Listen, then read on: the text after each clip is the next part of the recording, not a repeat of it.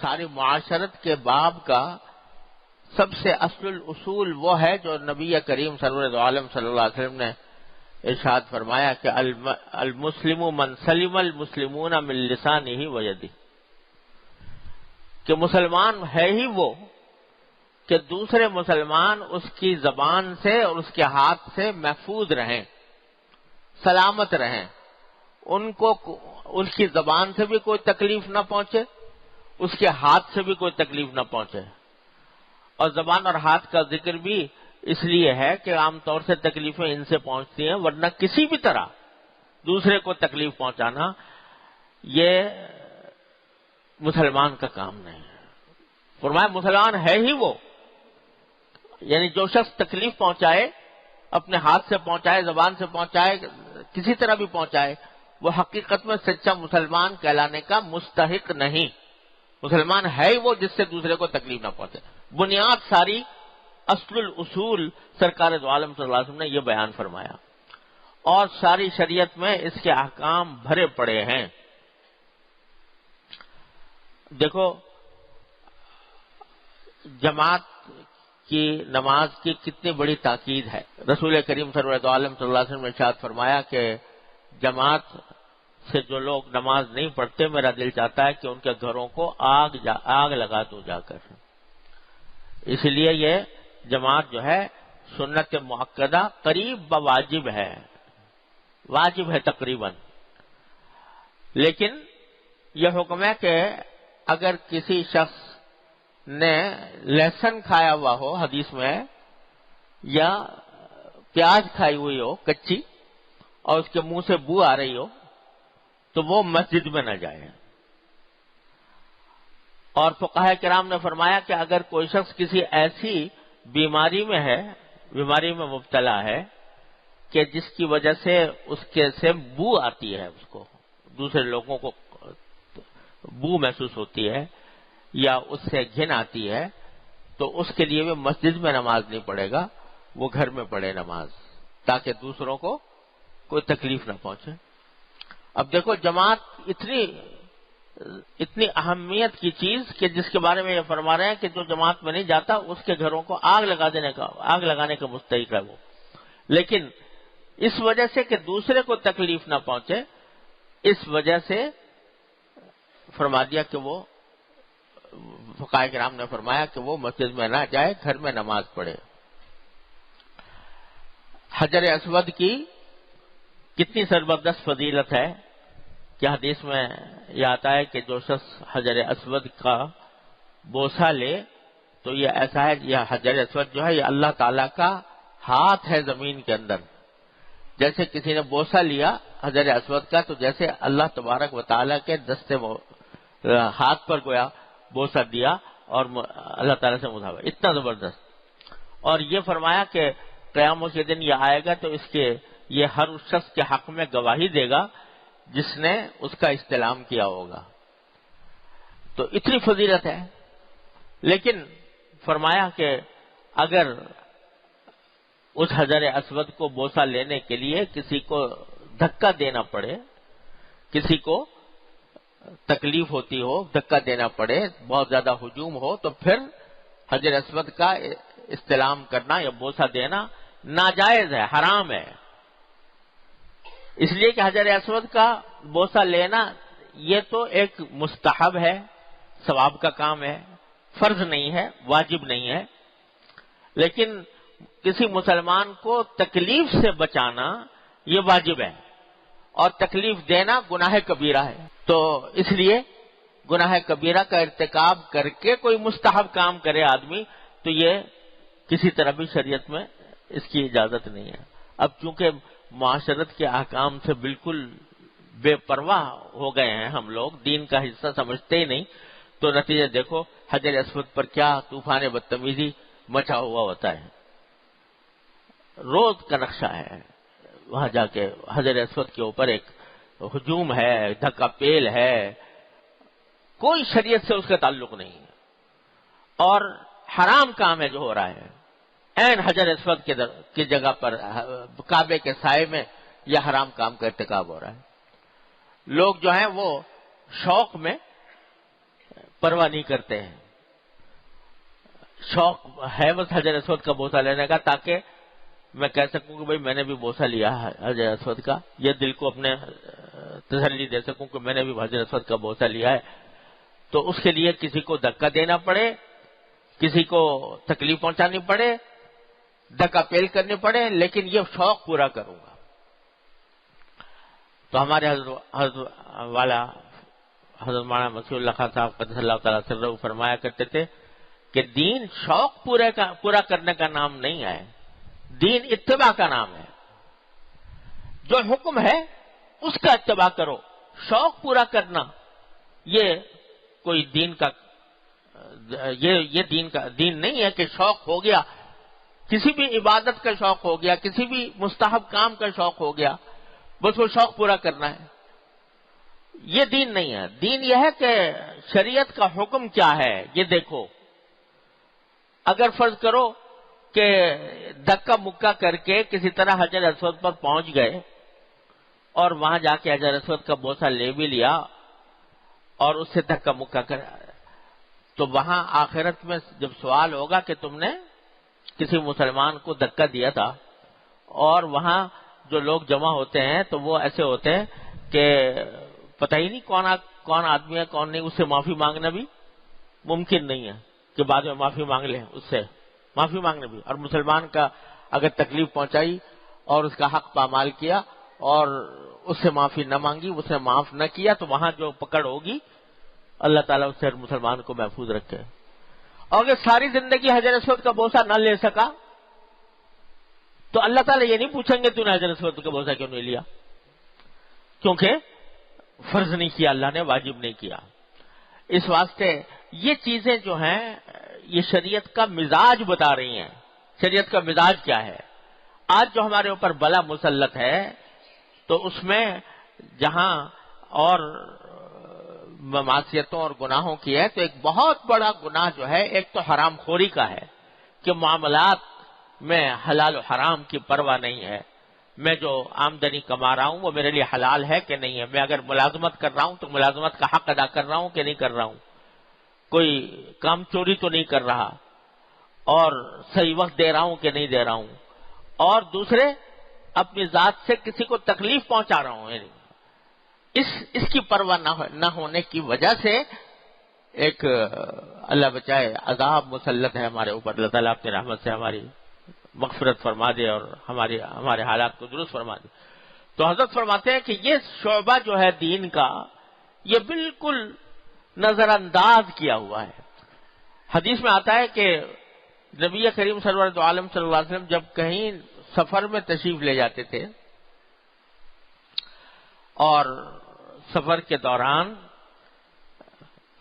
پیشاب کی حاجت ہوتی تھی تو پیشاب کرنے کے لیے بھی جگہ اس طرح تلاش کرتے تھے جیسے کہ قیام کرنے کے لیے جگہ تلاش کرتے ہیں، کہ ایسی جگہ نہ ہو کہ جہاں پیشاب کرنے سے دوسرے گزرنے والوں کو تکلیف پہنچے. اس لیے اس کا خاص طور سے اہتمام کر کے جگہ تلاش کرتے تھے کہ کسی کو ادنا تکلیف نہ پہنچے. کان یرتاد لبولہ کما یرتاد لمنزلہ، یہ حدیث میں الفاظ آتے ہیں. اس طریقے سے آپ تلاش کیا کرتے تھے. تو قدم قدم پر حضور سرور دو عالم صلی اللہ علیہ وسلم کا یہ طریقہ مذکور ہے. حدیث میں آتا ہے کہ شب برات کا جہاں ذکر آیا ہے سنن نسائی میں، تو وہاں شب برات تھی اور آپ اس روز بقی کے قبرستان تشریف لے گئے تھے. تو حدیث میں یہ الفاظ ہیں، عائشہ رضی اللہ تعالیٰ فرماتی ہیں کہ جب آپ بستر سے اٹھے تو دھیرے سے اٹھے کہ کہیں برابر میں عائشہ سوئی ہوئی ہیں ان کی نیند میں خلل نہ ہو جائے. اٹھے قام رویدن، دھیرے سے اٹھے. فتح الباب رویدن، دروازہ آہستگی سے کھولا کہ کہیں ایسا نہ ہو کہ، حالانکہ شب برات تھی اس میں اگر جاگنا تھا تو حضرت عائشہ کے لیے بھی فضیلت کی چیز تھی، لیکن کوئی واجب نہیں تھا، فرض نہیں تھا، اور اٹھانا کوئی ضروری بھی نہیں تھا. تو سرکار دو عالم صلی اللہ علیہ وسلم نے اتنا اہتمام فرمایا کہ آہستگی سے ہو، کوئی اتنا اس سے آواز نہ ہو کہ ان کی آنکھ کھل جائے۔ تو قدم قدم پر حضور سرور دو عالم صلی اللہ علیہ وسلم نے اس بات کا اہتمام فرمایا کہ کسی کو تکلیف، مسجد میں آؤ تو فرمایا کہ مسجد میں کوئی ہتھیار یا کوئی نوکدار چیز لے کر نہ آؤ کہ بے خیالی میں کسی کو لگ جائے۔ یہ سارے احکام پھیلے ہوئے ہیں۔ اور فرمایا کہ دیکھو ایک ساتھ کھانے کے وقت 2 کھجوریں ایک دم سے نہ لے لو۔ تھالی میں کھجوریں رکھی ہوئی ہیں، بیٹھے لوگ کھا رہے ہیں، تو فرمایا کہ ایک کھجور کھا رہے ہیں لوگ، تو تم 2 کھجوریں نہ لو۔ کیوں؟ اس واسطے کہ دوسرے لوگ بھی ساتھ موجود ہیں، ان کی رعایت کرنا ضروری ہے۔ تو جائز نہیں ہے کہ دوسرے لوگ ایک کر کے کھا رہے ہیں، تم 2 کھجوریں اٹھا لو اور کھا لو۔ حالانکہ وہ مباح چیز ہے، سب لوگوں اکٹھی کھا رہے ہیں، لیکن سرکار دو عالم صلی اللہ علیہ وسلم نے فرمایا کہ 2 نہ اٹھاؤ۔ آج دیکھو دعوتوں میں کیا ہوتا ہے، جب دعوتیں ہوتی ہیں اور ان دعوتوں کے اندر کھانا لگتا ہے تو کس طرح لوگ جا کے پل پڑتے ہیں دعوتوں کے اوپر کہ اپنی پلیٹ میں سارا اکٹھا انڈیل لیا۔ یہ بھی اندازہ نہیں کہ میں کھا سکوں گا کہ نہیں کھا سکوں گا، لیکن ہوس میں آ کے سارا نکال لیا۔ یہ بھی پرواہ نہیں کہ دوسروں کے لیے بچے گا کہ نہیں بچے گا۔ یہ دوسرے کے لیے اگر نہ بچا، تم تو ضرورت سے زیادہ لے کے بیٹھ گئے اور دوسرے آدمی کے لیے بچا نہیں، تو اس کو تم نے تکلیف پہنچائی۔ اس تکلیف کا جو گناہ کس کے سر پر ہوگا؟ کون ذمہ دار ہے اس کا؟ تو سرکار دو عالم صلی اللہ علیہ وسلم نے یہ اصول بیان فرما دیا کہ جہاں اکٹھے بیٹھے ہوں لوگ تو سب کی رعایت ضروری ہے۔ یہ نہیں ہے کہ ایک ہی آدمی اپنا مفاد دیکھے اور دوسرے کے مفاد سے قطع نظر کر لے اور دوسرے کی ہمدردی سے قطع نظر کر لے۔ یہ سرکار دو عالم صلی اللہ علیہ وسلم کا ارشاد ہے۔ تو آپ نے فرمایا کہ یہ اس میں ایک خفیف امر سے، محض اس وجہ سے کہ بے تمیزی ہے، دوسروں کو ناگوار ہوگا، سرکار دو عالم صلی اللہ علیہ وسلم نے منع فرما دیا۔ فرمایا آگے حضرت فرماتے ہیں کہ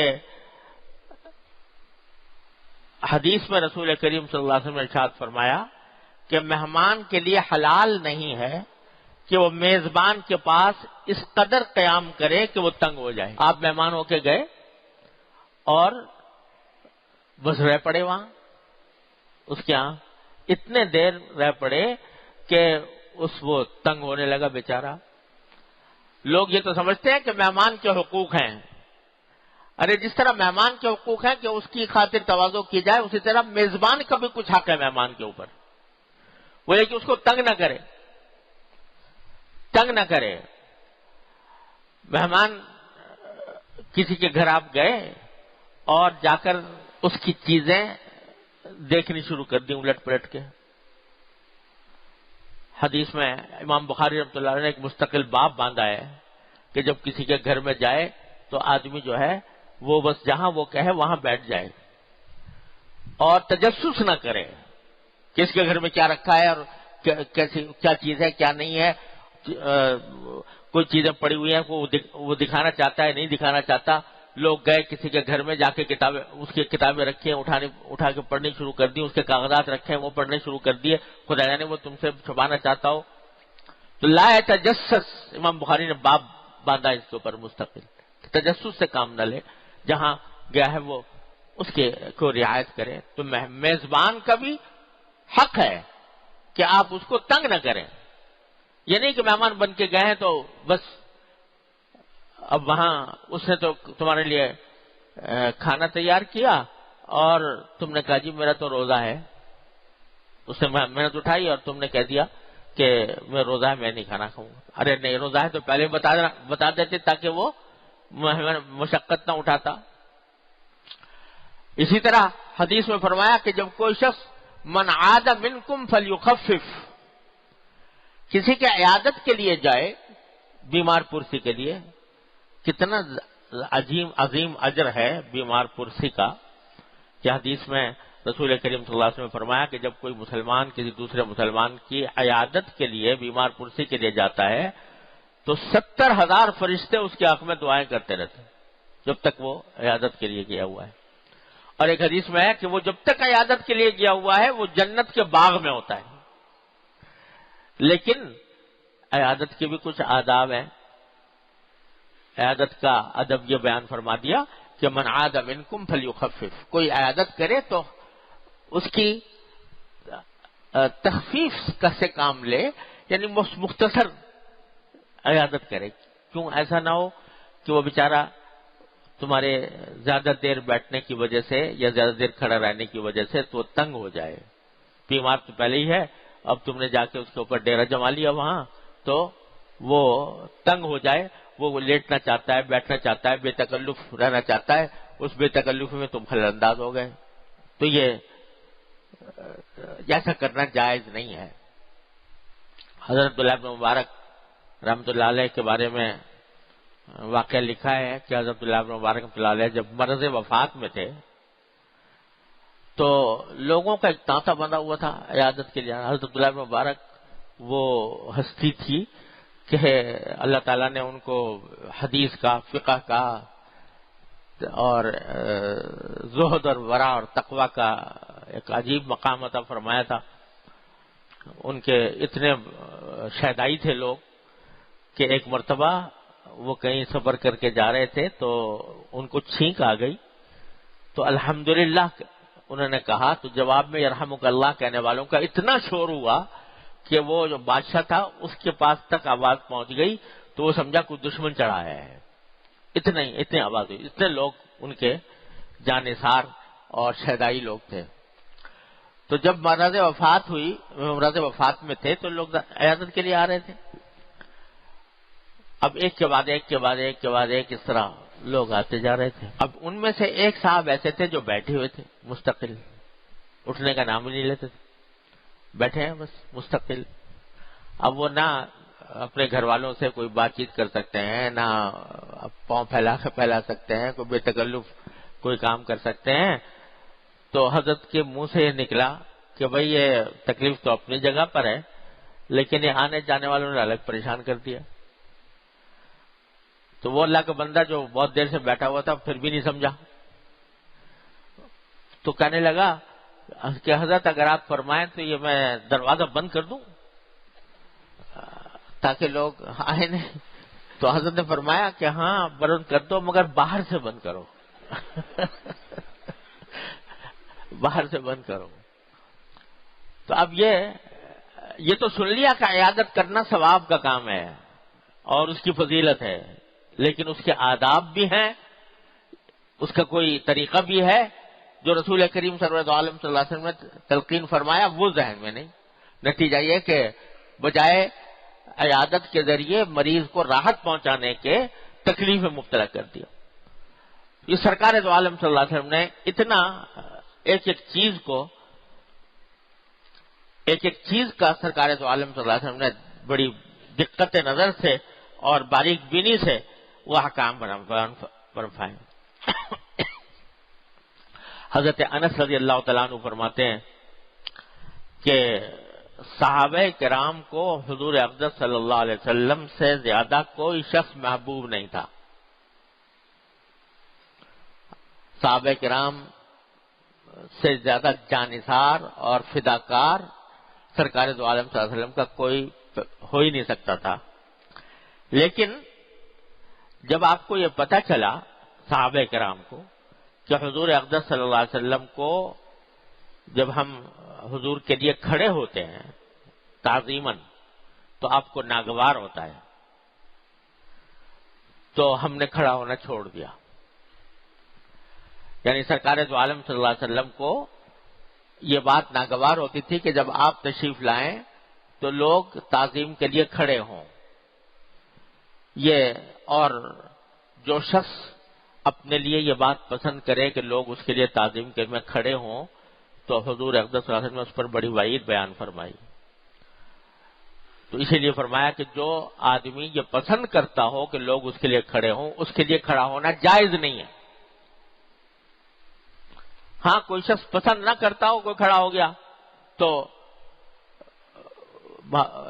لیکن اس کے لیے بھی یہ بہتر ہے کہ جب اس کو پسند نہیں ہے تو پھر آپ کا کھڑے ہونا اس کا مطلب ہے کہ اس کے دل پر آپ بوجھ ڈال رہے ہو، ناگوار ہو رہا ہے، ناگوار بات کر رہے ہو، اس کی طبیعت کے خلاف کر رہے ہو، مزاج کے خلاف کر رہے ہو۔ تو صحابہ کرام جیسے جانثار لوگ جو سرکار دو عالم صلی اللہ علیہ وسلم کے بدن مبارک سے گرنے والے فضلے کو بھی اور آپ کے پسینے کو بھی زمین پہ گرنے نہیں دیتے تھے، انہوں نے بھی جب یہ دیکھا کہ حضور اقدس صلی اللہ علیہ وسلم کو ناگوار ہوتا ہے ہمارا کھڑا ہونا، تو کھڑا ہونا چھوڑ دیا، کھڑے نہیں ہوتے تھے۔ اب وہاں پر بھی تو یہ ہو سکتا تھا کہ بھئی ان کی محبت کا تقاضا یہ تھا، ان کی تعظیم کا تقاضا یہ تھا کہ وہ کھڑے ہوتے، چاہے حضور کو پسند ہو یا نہ پسند ہو۔ لیکن صحابہ کرام جانتے تھے کہ شوق پورا کرنے کا نام دین نہیں ہے، بلکہ اتباع کا نام دین ہے۔ جب سرکار دو عالم صلی اللہ علیہ وسلم منع فرما رہے ہیں تو پھر ہمیں رک ہی جانا چاہیے۔ اب میں پتہ نہیں کتنی مرتبہ آپ حضرات سے درخواست کرتا رہتا ہوں کہ بھئی کھڑے نہ ہوا کرو، مگر کتنی مرتبہ اعلان کیا میں نے، لیکن وہ آپ کی محبت کا تقاضا ہے تو کھڑے ہو جاتے ہیں۔ لیکن حضرات صحابہ کرام کو اس سے کروڑوں گنا زیادہ محبت اور تعظیم تھی سرکار دو عالم صلی اللہ علیہ وسلم کے، لیکن یہ سمجھ کر کے ناگوار ہوتا ہے اس لیے آپ نے چھوڑ دیا، صحابہ کرام نے چھوڑ دیا۔ تو حضرت فرماتے ہیں کہ اس سے مفہوم ہوتا ہے کہ اگر کوئی خاص ادب یا تعظیم یا کوئی خاص خدمت کسی کے مزاج کے خلاف ہو، اس کے ساتھ یہ معاملہ نہ کرے، چاہے اپنی کتنی خواہش ہو۔ بعض لوگ ہوتے ہیں کہ ان کی خواہش ہے کہ بھئی کسی کے خدمت کریں، پاؤں دبائیں، یا کریں وہ کریں، لیکن اگر اس طبیعت پر اس کے بار ہوتا ہے، ناگوار ہوتا ہے، تو پھر وہ اس کو ناگواری میں مبتلا کر کے خدمت کرنا یہ کوئی دین کا کام نہیں۔ ہدیہ کسی کو دیا جاتا ہے تو اس کے بارے میں بزرگوں نے فرمایا کہ ایسا ہدیہ دینا جس سے طبیعت پر بار ہو ہدیہ لینے والے کے، ایک کشمکش مبتلا ہو جائے کہ لیتا ہوں تو طبیعت پر بار ہوتا ہے، نہیں لیتا ہوں تو اس کی دل شکنی ہوتی ہے، ایسی کشمکش میں مبتلا کر دینا کسی کو، یہ بھی اس کو تکلیف پہنچانا ہے۔ لہذا مزاج شناسی کے ساتھ جو محبت کا معاملہ کیا جائے وہ تو ہے ٹھیک، اور جہاں مزاج کے خلاف ہو تو پھر در حقیقت فائدہ مند نہیں، اور اس کو ترک کرنا چاہیے۔ ہمارے حضرت کی امت قدس اللہ تعالیٰ سرہ کا یہ ایک مزاج تھا کہ بھئی ہدیہ اگر کوئی دے رہا ہے تو خالص محبت سے دے، صرف محبت اور کچھ، یہاں تک کہ حضرت کو یہ بات بھی ناگوار تھی کہ کچھ ہدیہ دیتے ہوئے کہا کہ حضرت میرے لیے دعا کیجیے گا، کہ ہدیہ جو ہے یہ گویا دعا کا بدلہ ہے۔ ہدیہ دینے کے وقت میں اگر کوئی یہ کہے کہ حضرت دعا کر دیجیے گا اور ہدیہ دے رہا ہے تو گویا دعا کے پیسے دے رہا ہے، دعا کا معاوضہ دے رہا ہے، تو حضرت کو یہ بات پسند نہیں آتی تھی۔ تو یہ بات مشہور، حضرت کے متعلقین میں یہ بات مشہور تھی، چنانچہ کوئی اگر ہدیہ دیتا تھا اس وقت دعا کا کہ درخواست نہیں کرتا تھا، پھر کبھی اور کر لیا۔ تو حضرت مولانا محمد ادریس صاحب کاندھلوی رحمۃ اللہ علیہ، اللہ تعالیٰ ان کے درجات بلند فرمائے ہیں، بڑے عجیب بزرگ تھے۔ تو انہوں نے ایک مرتبہ خط لکھا حضرت کو، اور اس خط کے اندر ہدیہ کسی کے ذریعے بھیجا تھا، تو اس کا بھی ذکر کیا کہ ایک ہدیہ ہے قبول فرما لیں، اور پھر بے ساختہ آگے یہ لکھ دیا کہ اور بندے کو دعا میں یاد رکھنے کی درخواست ہے، یہ دعا کی کوئی درخواست لکھ دی۔ بعد میں خیال آیا کہ میں نے حضرت کے مزاج کے خلاف لکھ دیا، حضرت تو ہدیہ کے ساتھ دعا کی درخواست کو بھی پسند نہیں فرماتے، تو اب کیا کریں؟ تو وہاں لکیر کھینچ کے جہاں لکھا تھا کہ اور دعا کی درخواست ہے، وہاں لکیر کھینچ کے اس پر لکھ دیا کہ حضرت یہ جملہ مستانفہ ہے.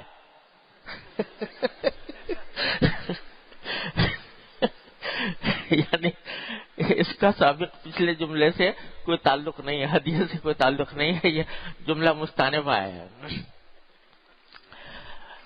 تو حضرت عجیب علمی مزاج کے بزرگ تھے، حضرت کے پاس پہنچا تو حضرت بڑے مسکرائے. حضرت نے فرمایا دیکھو انہوں نے دونوں باتیں کر دی کہ ایک طرف وہ بھی کر دیا اور ساتھ میں مزاج کی رعایت کے لیے یہ جملہ بھی لکھ دیا. تو بات وہ ہے کہ جس سے دوسرے کو مزاج کے مطابق آدمی کوئی خدمت کرے یا کوئی مزاج کے مطابق کوئی راحت پہنچانے کی کوشش کرے، وہ تو ہے بڑے ثواب کا کام.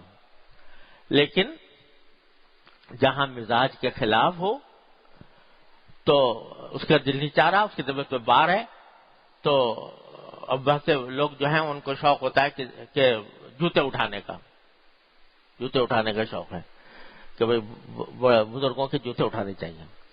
اب اگر فرض کرو کسی وجہ سے وہ نہیں دینا چاہتے تو ایک کھینچ کے اس کے ساتھ پوری کشتی لڑنا شروع کر دیتے ہیں. تو اس کا کوئی جواز نہیں، یہ تکلیف پہنچانا ہے بلا وجہ.